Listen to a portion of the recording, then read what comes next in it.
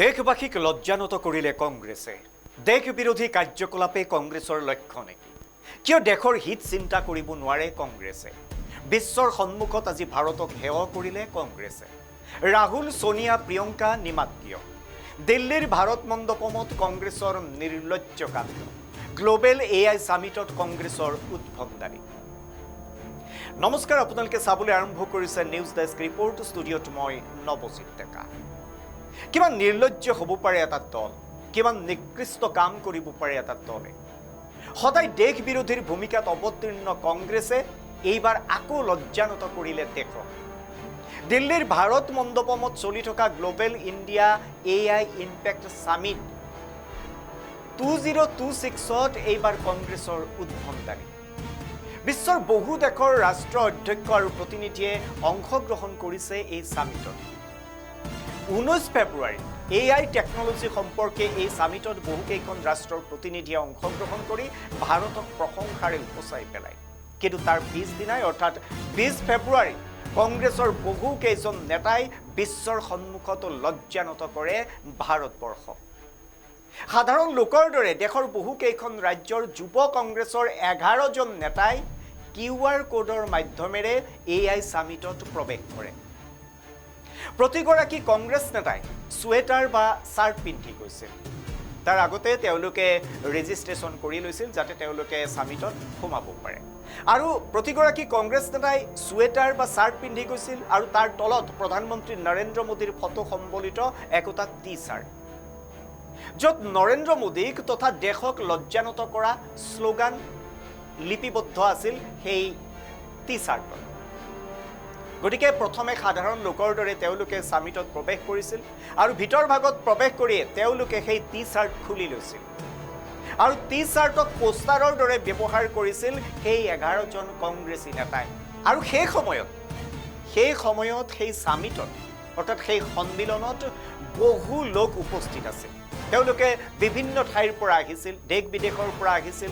ভাৰতবৰ্ষৰ বহু লোক সেই সামিটত উপস্থিত আছিল আৰু তেওঁলোকে AIৰ যি সম্প্ৰসাৰণ বা AI টেকনলজিৰে কি ধৰণৰ বিকাশ লাভ কৰিব পাৰি তেনেকুৱা বহু আলোচনাৰ বাবে বহু দূৰ দূৰণিৰ পৰা সেই সামিটলৈ লোক আহিছিল। কিন্তু সেই লোকসকলৰ সন্মুখত, ভাৰতবৰ্ষৰ লোকসকলৰ সন্মুখত, দেশ বিদেশৰ লোকসকলৰ সন্মুখত তেওঁলোকে সেই টি-চাৰ্ট দাঙি ধৰি, য'ত বিভিন্ন মোদীক সমালোচনা কৰি, চৰকাৰক সমালোচনা কৰি বিভিন্ন শ্লোগান লিপিবদ্ধ আছিল, সেই টি-চাৰ্ট তেওঁলোকে দাঙি ধৰি পোষ্টাৰ হিচাপে আৰু বিভিন্ন প্ৰতিবাদ সাব্যস্ত কৰিছিল আৰু শ্লোগান দিছিল।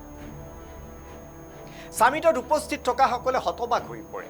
তেওঁলোক এই কংগ্ৰেছ নেতাকেইজনৰ কাণ্ডত আচৰিত হৈ পৰে আৰু এই কংগ্ৰেছ নেতাকেইজনক তাৰ পৰা উলিয়াই পঠিয়াই তাত উপস্থিত থকা অন্য লোকসকল দুজনমানক গতিয়াই উলিয়াই দিয়া হয়। কাৰণ এই সন্মিলনখন এখন আন্তঃৰাষ্ট্ৰীয় সন্মিলন, গ্লোবেল সামিট, য'ত ভাৰতৰ প্ৰযুক্তিক আৰু অধিক প্ৰসাৰ আৰু প্ৰচাৰৰ বাবে তথা বিদেশৰ প্ৰযুক্তিৰ সৈতে সমিল মিলেৰে আগবাঢ়িব পাৰে, সেয়াই উদ্দেশ্য আছিল এই সন্মিলনখনত। এইখন কোনো ৰাজনৈতিক সভা নাছিল। চৰকাৰ বা প্ৰধানমন্ত্ৰীৰ বিৰুদ্ধে প্ৰতিবাদ সাব্যস্ত কৰাত একো বাধা থাকিব নোৱাৰে, কিন্তু আন্তঃৰাষ্ট্ৰীয় প্ৰেক্ষাপটৰ এখন মঞ্চত এনেকুৱা নিকৃষ্ট প্ৰতিবাদ কিমান গ্ৰহণযোগ্য হ'ব পাৰে? কাৰণ বিশ্বৰ চকু আছিল এই AI সামিটখনত। কিন্তু দেশক লজ্জানত কৰি কংগ্ৰেছে যি কাণ্ড সংঘটিত কৰিলে সেয়া প্ৰতিগৰাকী ভাৰতীয়ই আজি গৰিহণা দিছে। কিন্তু গা লৰা নাই কংগ্ৰেছৰ। কংগ্ৰেছে সেই যুৱককেইজনৰ সপক্ষে থিয় হৈছে, তেওঁলোকৰ সমৰ্থনত কথা ক'বলৈ আৰম্ভ কৰিছে। ইতিমধ্যে বহুকেইজনক গ্ৰেপ্তাৰ কৰিছে দিল্লী আৰক্ষীয়ে। আৰক্ষীৰ মতে ইয়াৰ অন্তৰালত এক বৃহৎ ষড়যন্ত্ৰ লুকাই থাকিব পাৰে। কিন্তু এতিয়া কি উত্তৰ দিব ৰাহুল, সোনিয়া আৰু প্ৰিয়ংকা গান্ধী? কি উত্তৰ দিব মল্লিকাৰ্জুন খাৰ্গে?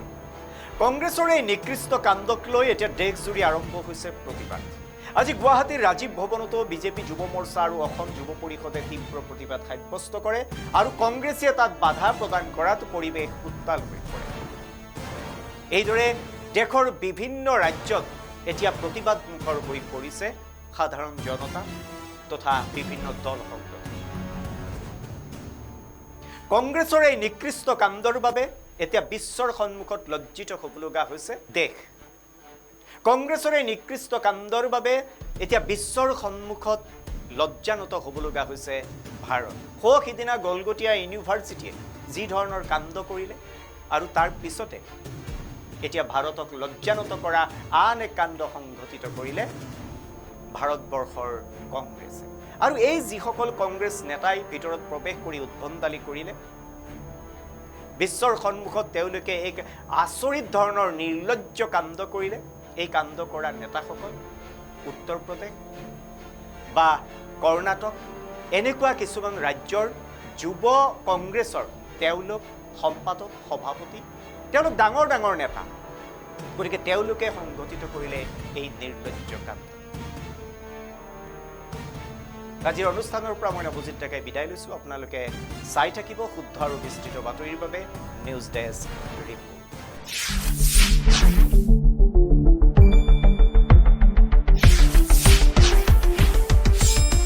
শুদ্ধ আৰু বিস্তৃত বাতৰিৰ বাবে চাই থাকক নিউজ ডেস্ক ৰিপৰ্ট।